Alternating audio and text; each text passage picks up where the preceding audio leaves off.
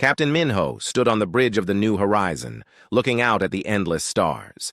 He had been leading deep space missions for 10 years, but today felt different. Something was coming, though he could not say what. "Captain," called Nari, from her science station. Her voice was excited but careful. "I'm picking up something strange on long-range sensors." Minho walked over to her station. Nari was the best science officer he had ever worked with. If she said something was strange, it was worth checking. "What do you see?" he asked. Nari pointed at her screen. "There's a massive object about 2 million kilometers away. It's not moving with any star system. It's just floating in empty space." "Could it be an asteroid?" Minho asked. "No, sir. The shape is wrong, and it's too big. This thing is the size of a small moon." Nari touched more controls. "Captain, I think it's artificial." The bridge went quiet. Everyone stopped what they were doing to listen. In all of humanity's travels into deep space, they had never found anything made by other intelligent beings. "Are you sure?" Minho asked. "The surface has patterns, regular shapes.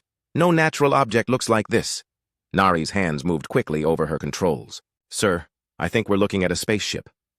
Taiho, the chief engineer, came running onto the bridge. He had heard everything over the ship's communication system. "Captain, we have to go look at it." "It could be dangerous," said Ji-won, the security chief. She was always careful about new situations.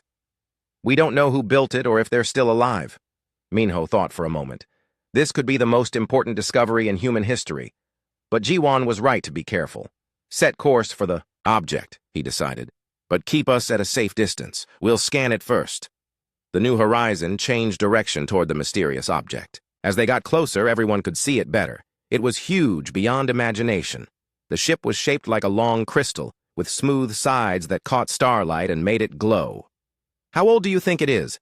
asked Sujin, the ship's expert on alien life. She had joined the mission hoping to find signs of other living beings in space. "The materials look very advanced," Nari said, studying her readings. "But there's something strange. The power systems are almost dead. This ship has been floating here for a very long time." Hyun-woo, the navigator, was working at his station.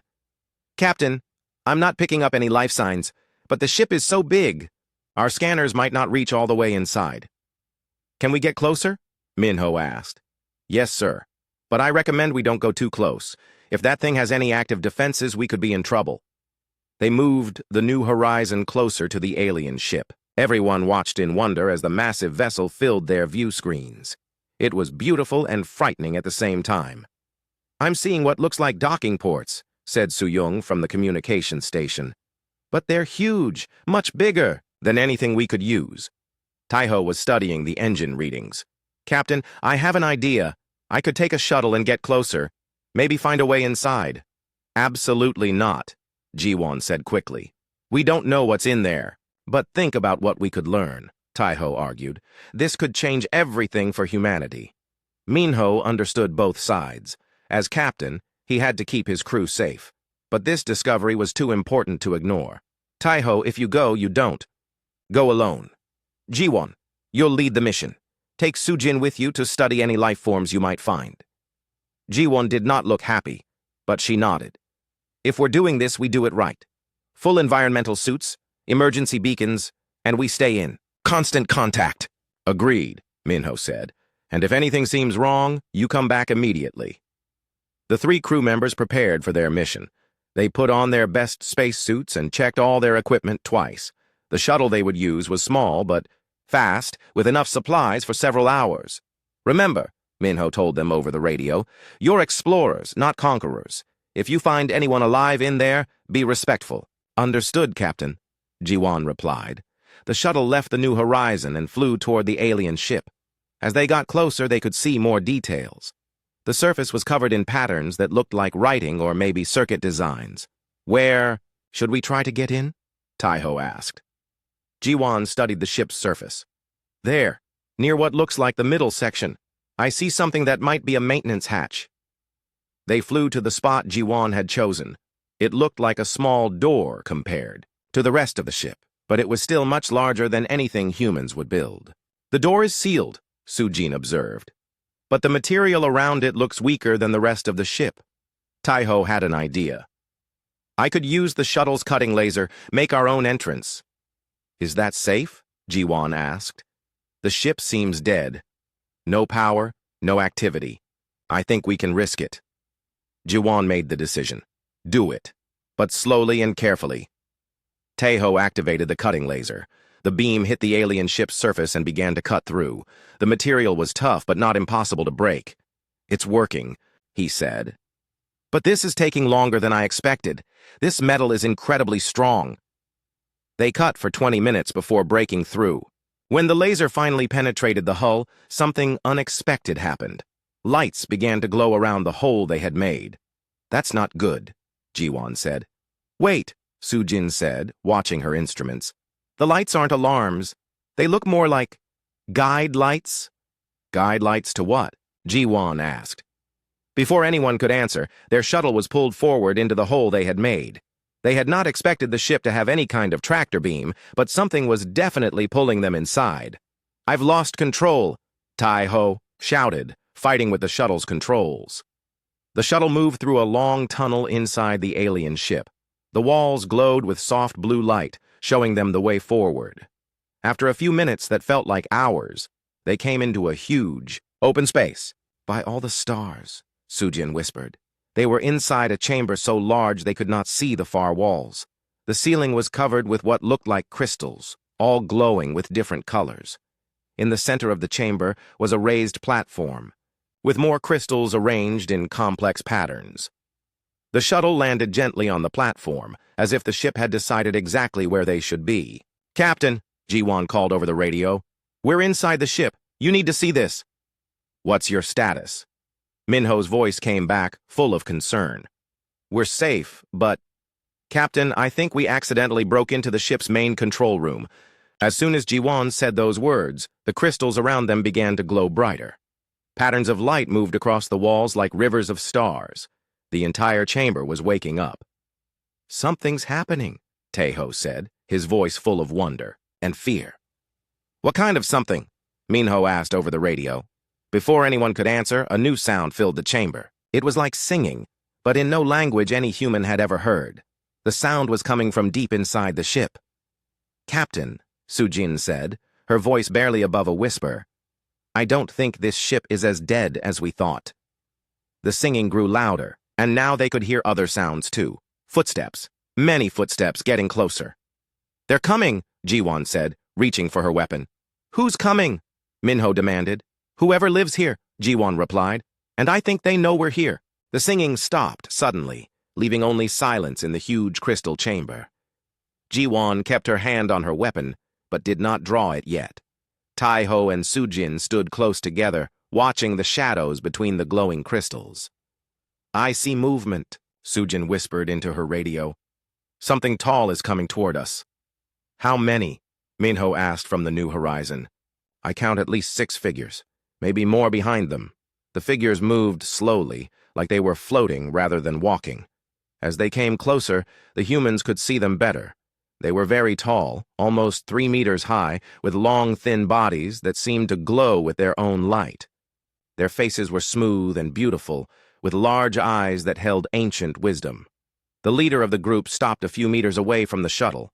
When it spoke, the words came not from its mouth, but directly into the humans' minds. Welcome, small ones, the voice said. It sounded like wind through crystal caves. I am Cathara, guardian of this vessel. You have awakened us from our long sleep. Jiwon slowly moved her hand away from her weapon. These beings did not seem hostile, but she remained ready for anything. We're sorry for breaking into your ship, she said. We didn't know anyone was still alive here. Alive? Cathara tilted, its head as if the word was strange. We are the Villani. We do not think of existence as you do. We sleep between the stars until something calls us to wake. What called you to wake now? Sujin asked. Her scientific mind was full of questions. Your ship, Cathara replied. Your energy burns bright in the darkness. We have not felt such power in many thousands of your years. Taiho looked confused. Our ship, the New Horizon, isn't that powerful. To us, It blazes like a young star, said another Vallani who had moved closer. Your fusion drive creates energies we have not seen since our world was young. Captain, Jiwan spoke into her radio, they say our ship woke them up. Something about our fusion drive. That's impossible, Minho replied. Our engines are shut down. Even sleeping, your ship calls 2 hours, Cathara explained. Your technology resonates with our power cores.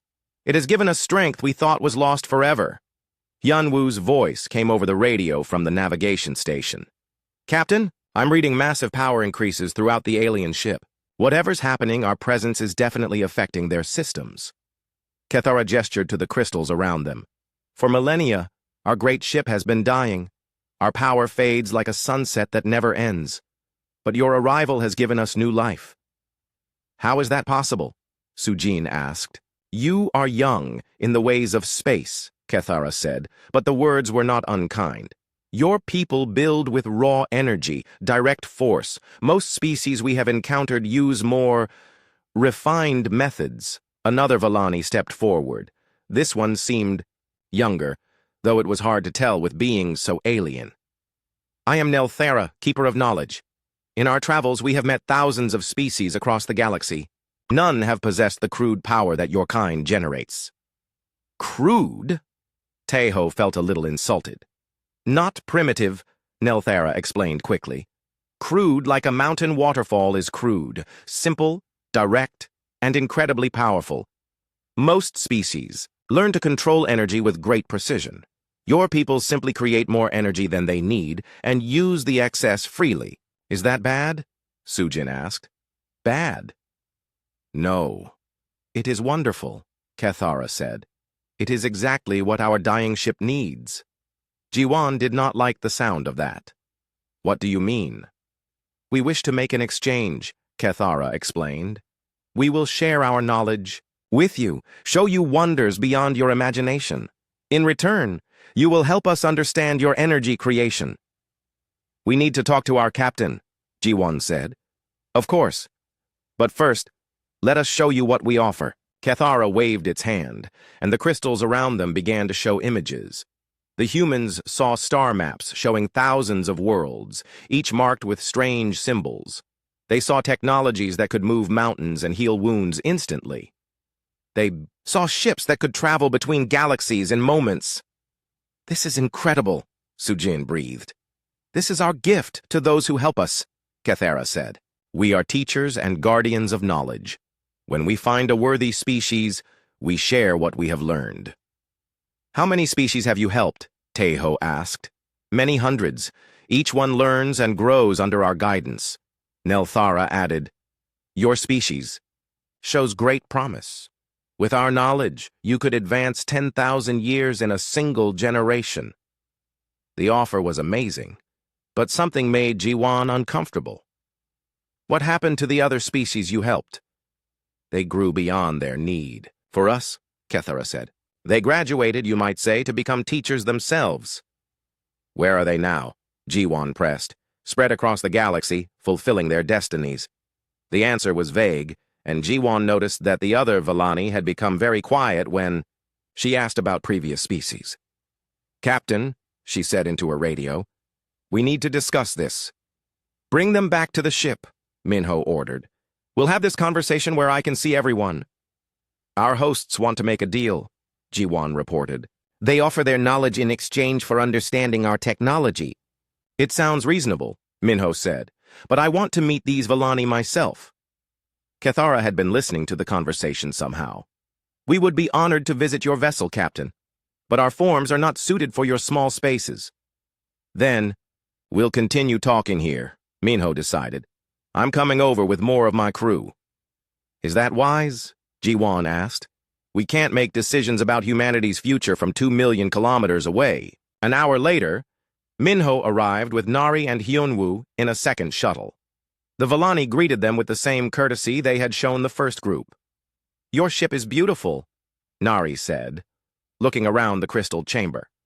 It has served us well, for longer than your species has existed, Cathara replied. But like all things, it grows old and tired. How old are you? Hyunwoo asked. Time moves differently for us than for you. We measure existence in galactic rotations rather than planetary cycles. Minho stepped forward. Our people would be very interested in your knowledge, but we need to understand what you want from us. Simply to learn, Nelthara said. Your fusion technology creates stable energy patterns we have not seen before. If we could understand how you achieve this, we could repair our ship and continue our mission. What mission? Nari asked. To guide young species toward wisdom, Cathara explained. To help them avoid the mistakes that destroy civilizations. That sounds noble, Minho said. We have prevented countless wars, ended famines, and taught species to live in harmony with their worlds. Sujin was studying her instruments. Captain, their life signs are fascinating. They're not entirely biological. They seem to be part technology, part organic. We have evolved beyond the limitations of pure flesh, Nelthara explained. Our bodies adapt to our needs and our environment. Could humans learn to do that? Taiho asked. In time, perhaps, with proper guidance. Minho looked around at his crew. They all seemed excited by the possibilities, but he could see that Jiwon still had doubts. We need time to think about this, he said. Of course, Cathara agreed. Such decisions should not be rushed. But while you consider, perhaps you would like to see more of our ship? We have much to show you. That would be fascinating, Nari said immediately. I'll stay here with the shuttles, Jiwon said. She wanted to keep their escape route secure, as you wish. But be assured, you are safe here. We mean no harm to those who help us. As the Vallani led most of the humans deeper into their ship, Jiwon remained behind. She activated her portable scanner and began examining the chamber more carefully. What she found in the ship's databanks would change everything.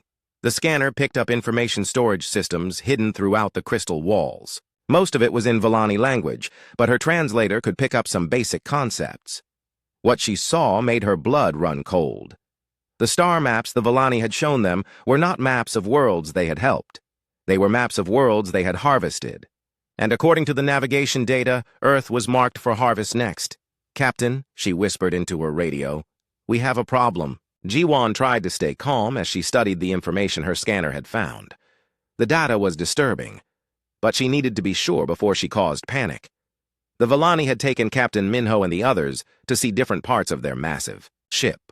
While they were gone, Jiwon worked quickly to understand what she was seeing in the hidden databanks. The translator was slow, but it was beginning to make sense of the Vallani language. What it revealed made Jiwon's hands shake. The star maps showed dozens of worlds marked with symbols. Her translator said the symbols meant ready for harvest and cultivation in progress. Earth was on the list, marked with a symbol that meant approaching readiness. She activated her private communication channel to Suyung, who had remained on the new horizon.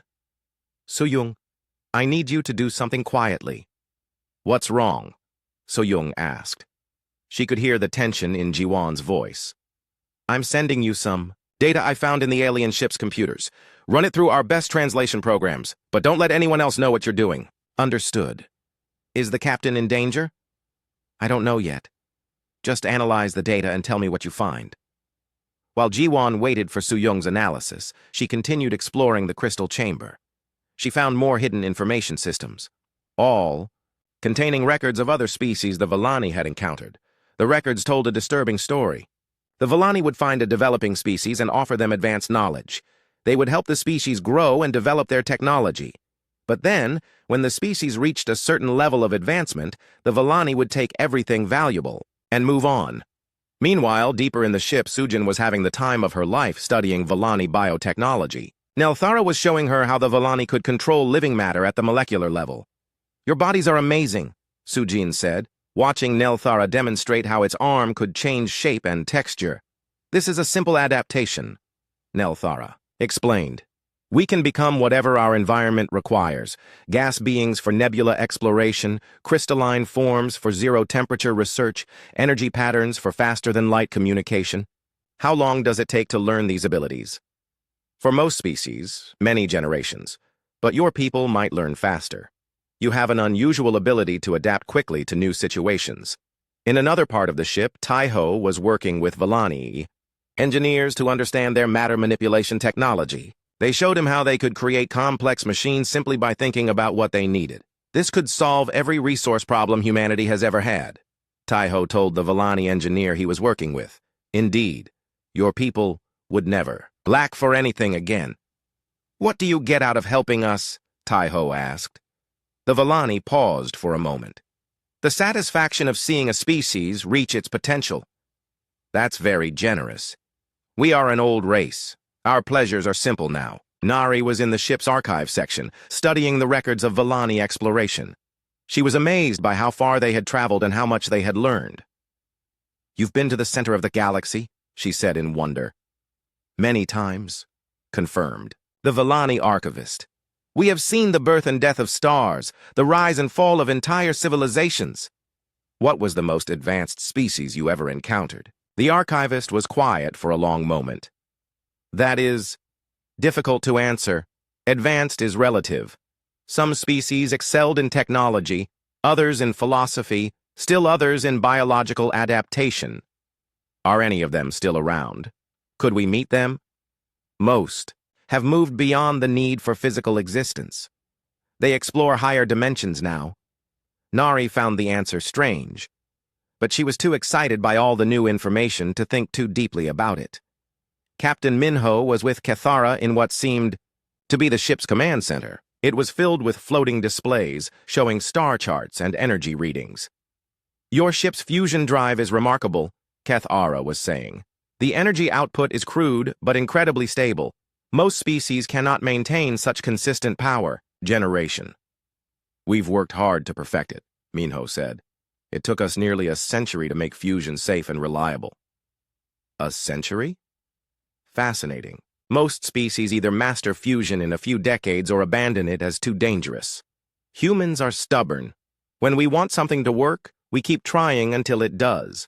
Yes, we have observed this trait in your species' development. It is unusual. Minho felt a slight chill. You've been observing Earth? All intelligent species interest us. We make regular surveys of developing worlds to assess their progress. How long have you been watching us? Your world was first catalogued several thousand years ago. We have checked on your progress periodically. Why didn't you make contact before now? Your species was not ready. Contact too early can be harmful to a developing civilization. What makes us ready now? Cathara gestured to the energy displays. Your space technology has reached the threshold. You can sustain long-distance travel and maintain complex systems in hostile environments. These are signs of readiness. Back in the crystal chamber, Ji-Wan received Su-Young's analysis. What she heard confirmed her worst fears. Ji-Wan, this data is terrifying, Su-Young whispered over the private channel.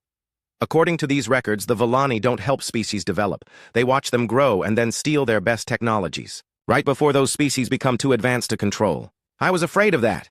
What else did you find? They're not teachers, they're parasites. They keep themselves alive by absorbing the innovations of younger species, and according to their timeline, they plan to harvest Earth within the next 50 years. Does anyone else know? No, I kept it quiet like you asked. What do we do? I need to warn the captain without alerting the Villani. Can you create a distraction? What kind of distraction? Make it look like we're having technical problems.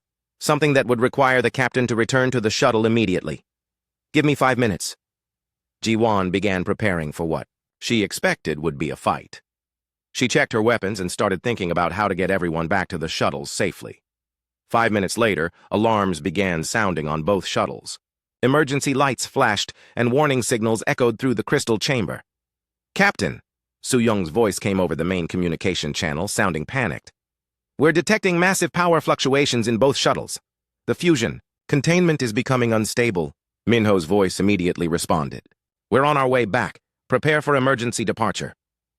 Throughout the ship, the humans began making excuses to their Villani hosts and heading back toward the crystal chamber. Is there a problem? Cathara asked, following Minho back to the shuttles. Technical difficulties. Nothing serious, but we need to check our systems. Perhaps we could help. Our technology might be able to repair whatever is wrong. Thank you. But our engineers know our systems best. When all the humans had gathered back at the shuttles, Ji-Wan managed to get close to Captain Minho.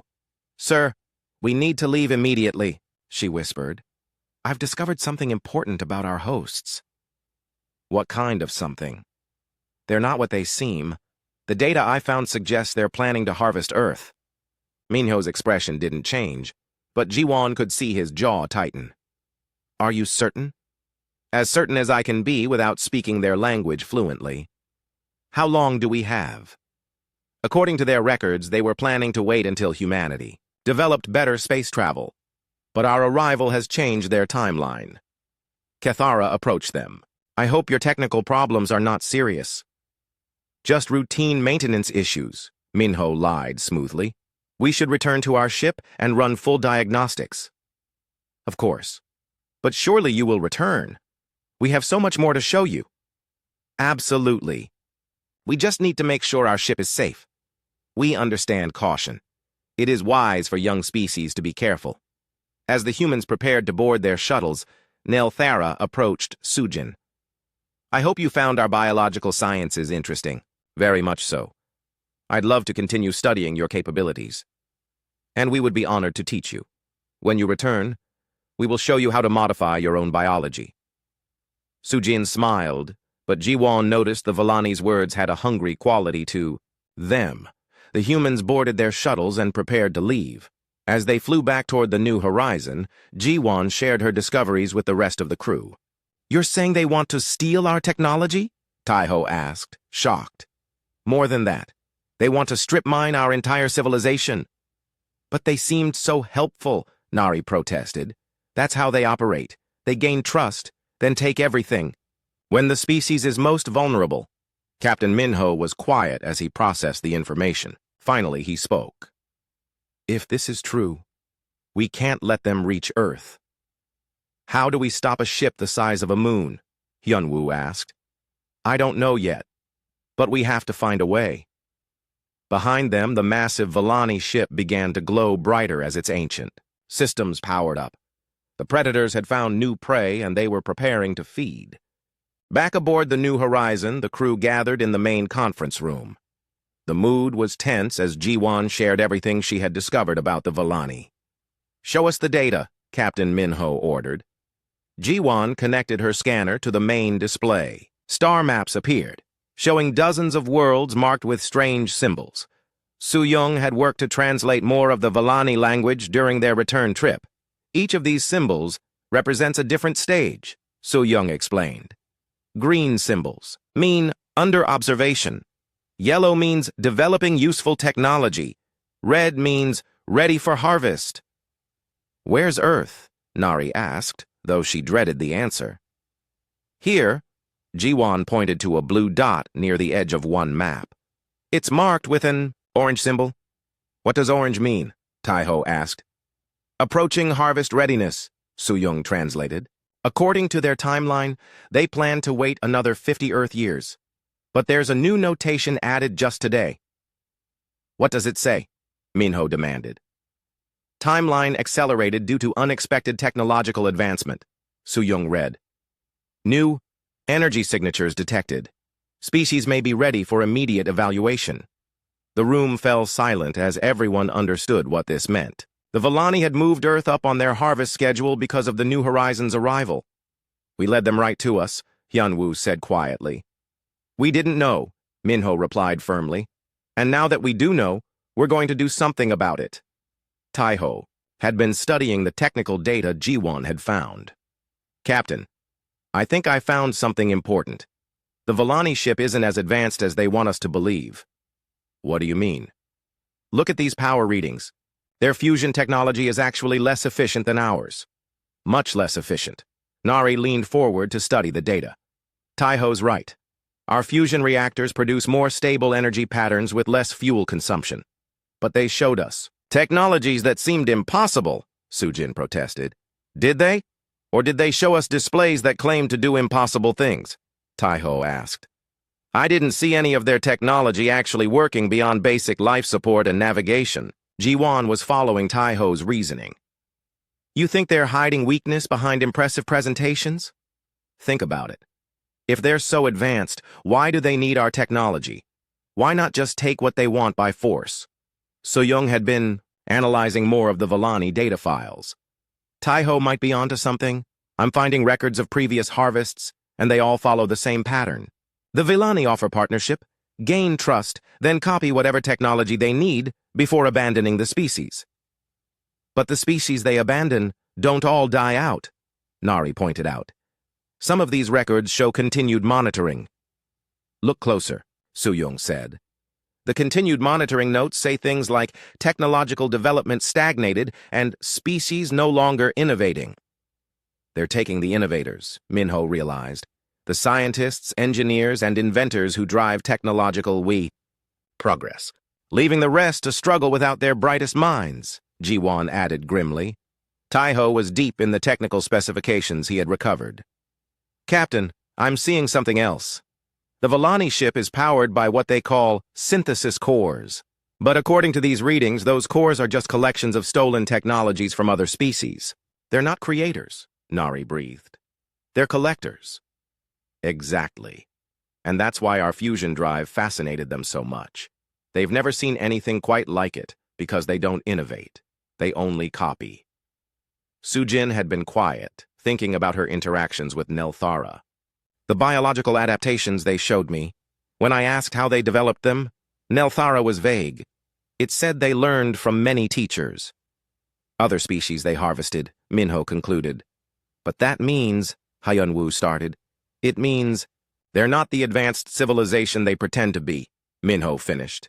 They're parasites who have been feeding off other species for millennia. The implications were staggering. The beings they had thought were ancient and wise were actually cosmic thieves who had built their entire civilization on stolen innovations. There's more, Suyung said, pulling up additional files. I found records of something called the Great Stagnation. It happened about 1,000 years ago, according to their calendar. What was it? Minho asked. The records are fragmented, but it looks like they encountered a species that fought back. The Villani lost several ships and many of their collected technologies were destroyed. What happened to that species? No records. It's like they vanished completely. Taiho was studying the power specifications again. Captain, I think I understand why the Villani ship was dying when we found it. Their synthesis cores aren't just stolen technology. They're badly integrated stolen technology. Meaning?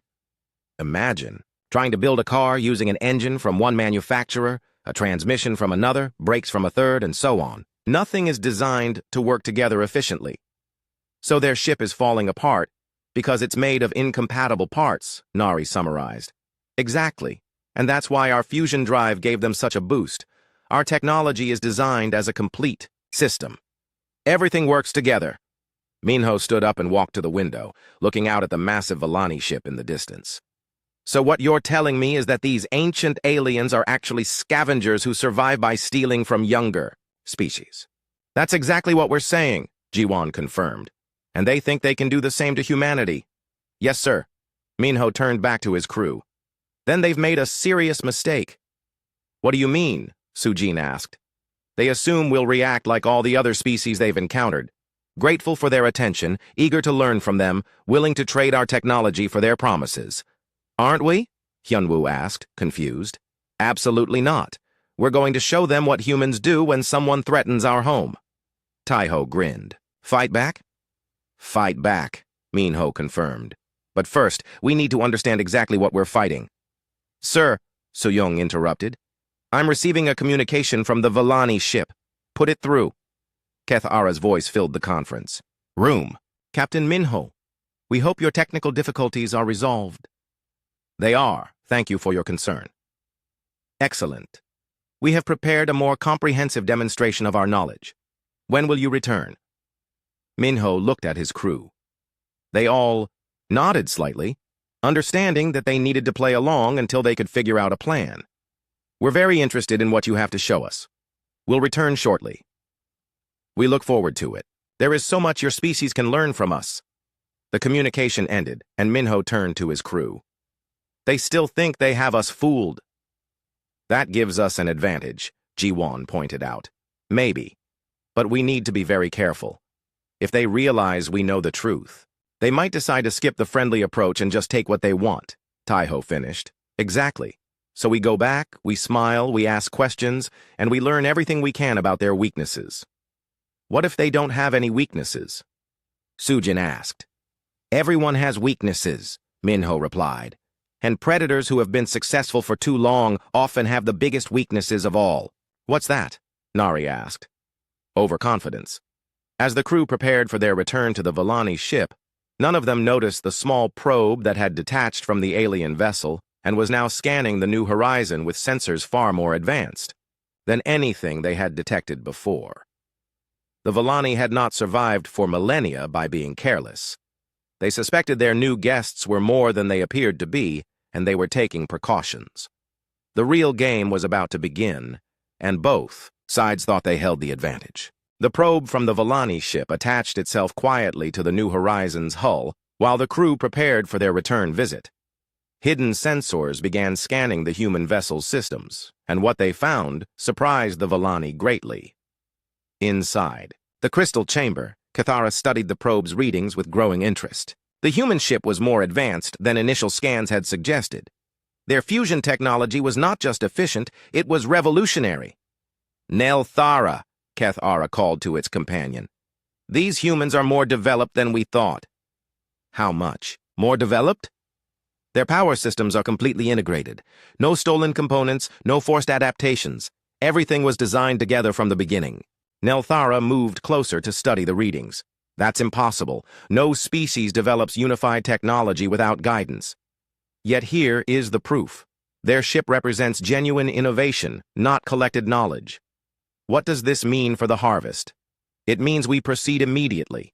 A species this creative could become dangerous if given time to develop further.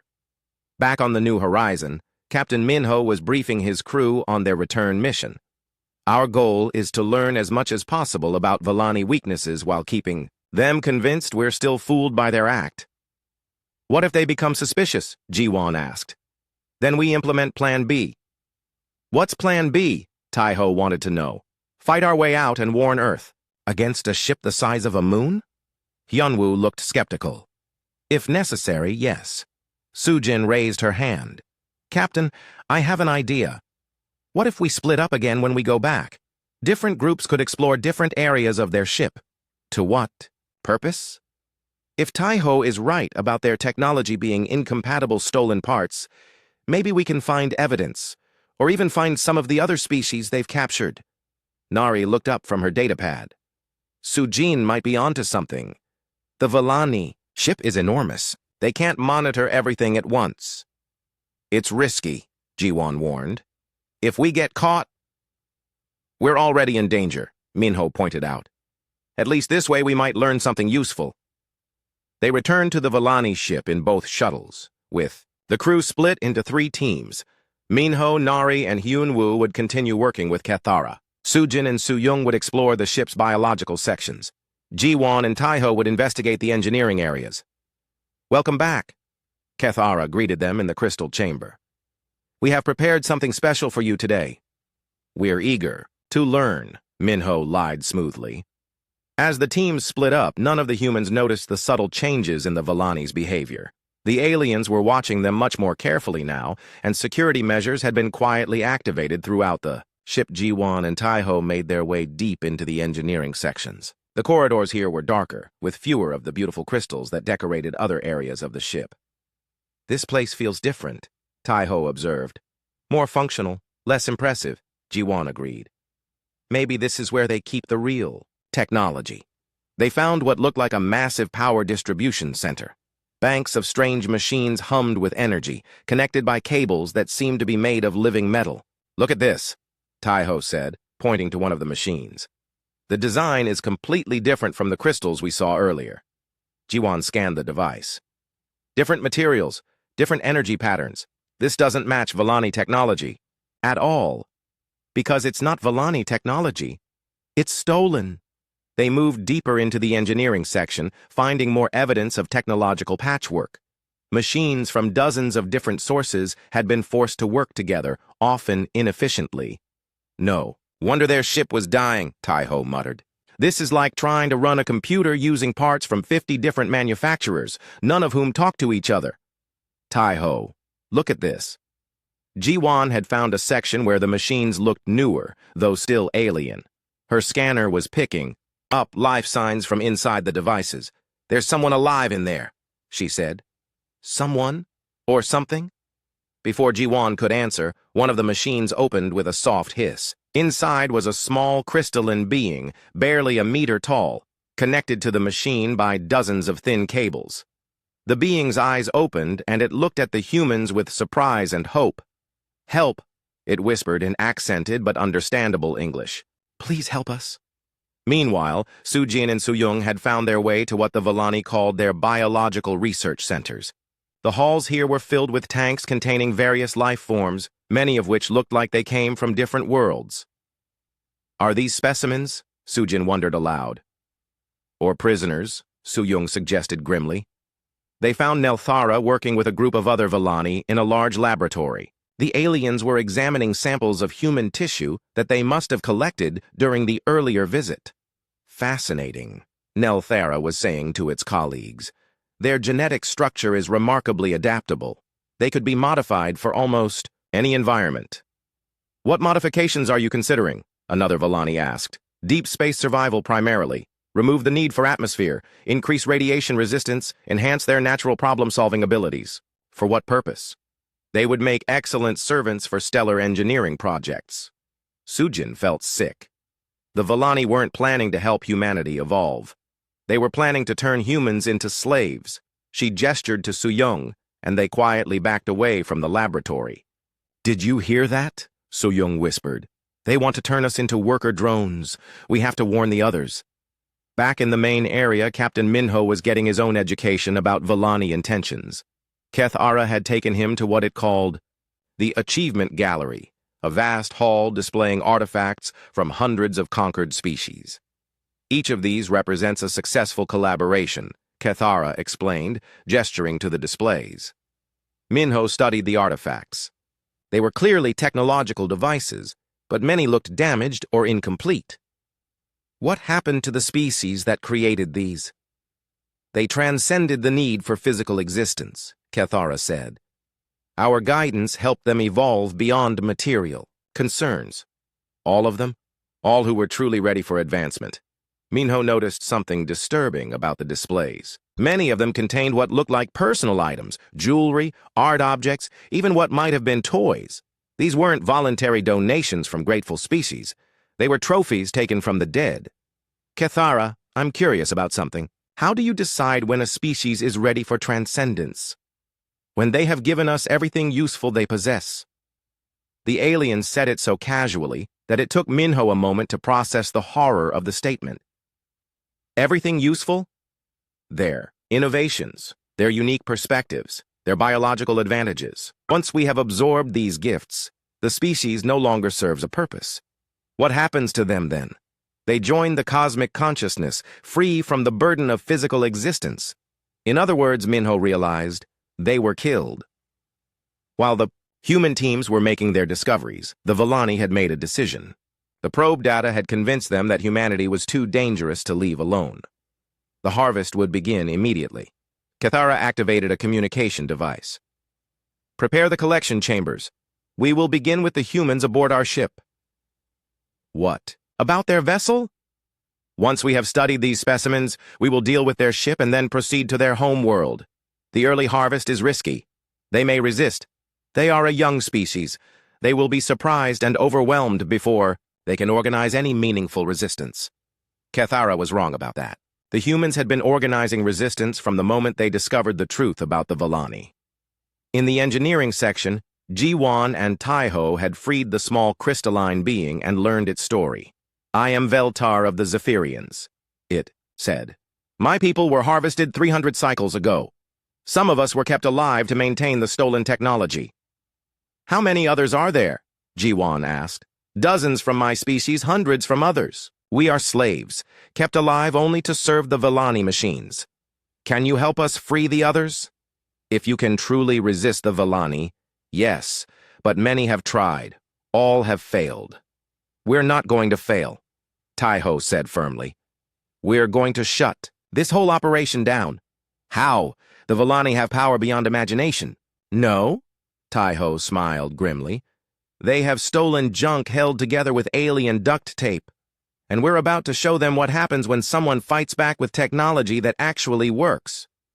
The revolution was about to begin, and for the first time in millennia, the Vellani were about to face a species that refused to be harvested.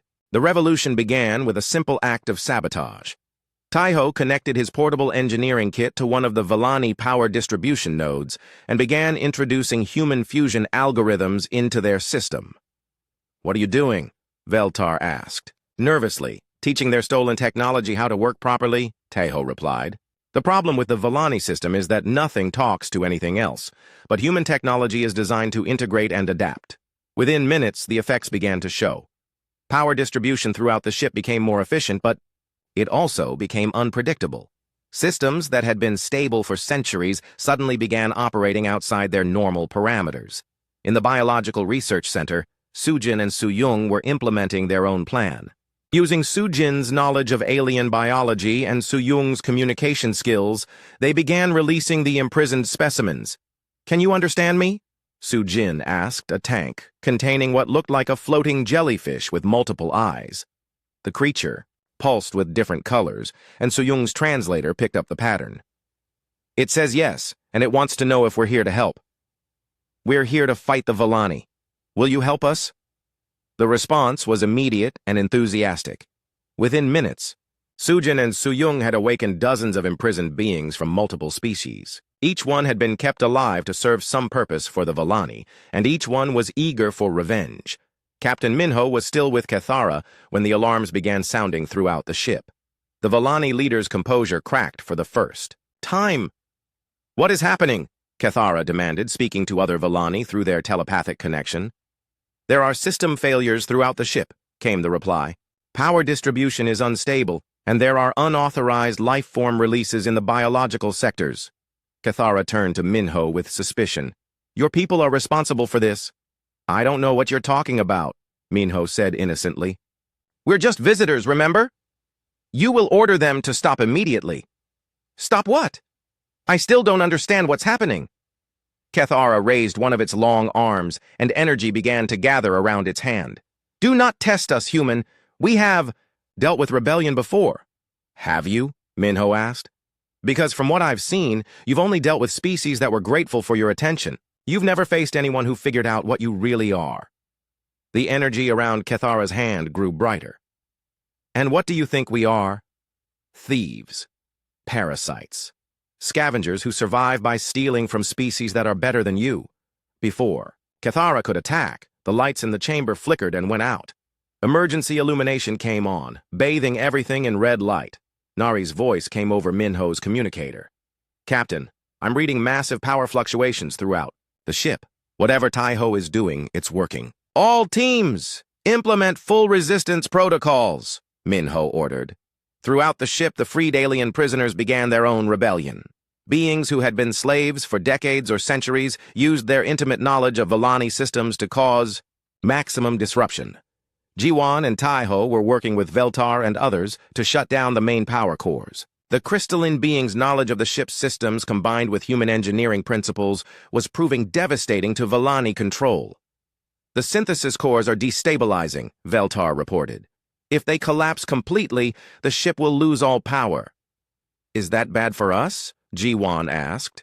"It depends on whether we can reach the escape pods before life support fails." "How many prisoners are there total?" Taiho asked. "Thousands, scattered throughout the ship in different functional areas." "Then we're not just escaping," Jiwan decided. "We're liberating everyone." In the biological center, the rebellion was growing rapidly. Species that had been enemies when they were first captured were now working together against their common oppressor. "How do we coordinate this?" Suyung asked Sujin. "We don't. We just cause as much chaos as possible and let everyone find their own way to freedom." "What about the Vellani? They must have weapons, defenses. They're used to being in control," Sujin replied. "They've probably never had to fight a real battle." She was right. The Vellani had spent so long dominating weaker species that they had no experience with actual combat. Their weapons were designed for intimidation and crowd control, not warfare. When dozens of different species began attacking simultaneously from multiple directions, the Vellani response was confused and ineffective. Captain Minho was discovering this firsthand as he fought Kethara in the achievement gallery. The Vellani leader was powerful, but its attacks were unfocused and wasteful. "You don't know how to fight," Minho realized as he dodged another energy blast that destroyed priceless artifacts. "You've forgotten how because you never had to learn."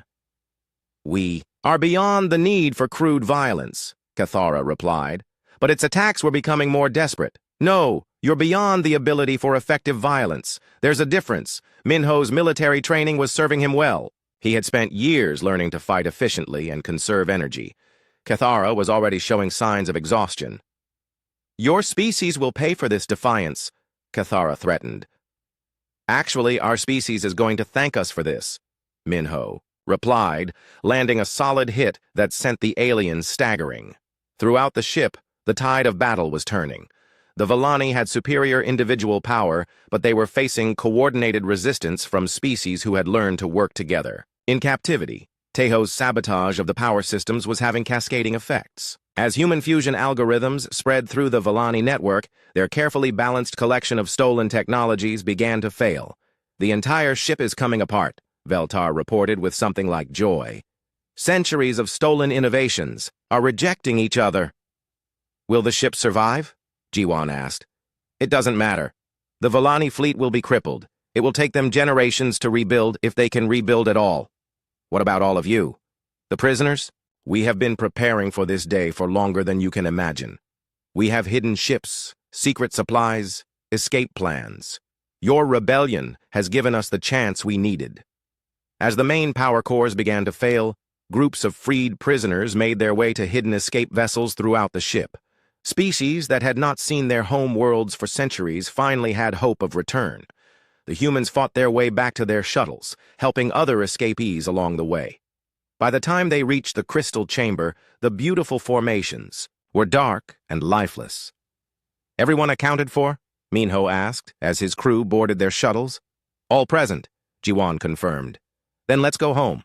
As the shuttles pulled away from the dying Vellani ship, they were joined by dozens of other small vessels carrying freed prisoners. Some were heading for distant stars, others were planning to warn other species about the Vellani threat. "Captain," Su Young reported, "I'm receiving communications from the New Horizon. They want to know what's happening." "Tell them we're coming home with friends," Minho replied. "How many friends?" Minho looked at the growing fleet of escape ships around them. "About 1,000. 3 hours later, the massive Vellani ship finally went dark completely. Its power cores had collapsed, its stolen technologies had rejected each other, and its crew was stranded in space with no way to continue their harvest operations. Aboard the New Horizon, the crew was making preparations for a very different kind of first contact than they had originally planned. Instead of one alien species, they were now hosting representatives from dozens of liberated worlds. "What do we tell Earth?" Nari asked. "The truth," Minho replied, "that humanity's first contact with alien life was when we helped them fight off galactic parasites. Will they believe us? They'll have to. We're bringing proof." The alien representatives were eager to establish proper diplomatic relations with humanity. They had witnessed human courage, ingenuity, and willingness to fight for others. These were qualities they had rarely seen in their travels across the galaxy. "Your species is remarkable," Veltar told Captain Minho. "In all our histories, we have never seen anyone turn the tables on the Vellani so completely." "We had good teachers," Minho replied. "Everyone who refused to give up, who kept hoping for freedom, who preserved their knowledge and culture despite centuries of captivity. You taught us what was worth fighting for." "What will happen to the Vellani?" asked one of the other freed prisoners. "That's up to all of us to decide together," Minho said. "But I think it's time the galaxy had some new teachers, ones who actually believe in helping others instead of exploiting them." As the New Horizon began its journey back to Earth, it carried more than just news of first contact. It carried the seeds of a new galactic community based on cooperation instead of predation, sharing instead of theft, and the simple human idea that everyone deserved freedom. The Vellani had expected to harvest a primitive species. Instead, they had awakened something they had never encountered before. a species that got stronger when it fought for others. Behind them, the massive alien ship drifted dark and powerless, a monument to the failure of predation as a way of life. Ahead of them lay Earth, and beyond that, a galaxy full of species ready to learn what humans had always known, that the best way to advance is to help others advance with you. The age of the Villani was over. The age of cooperation had begun.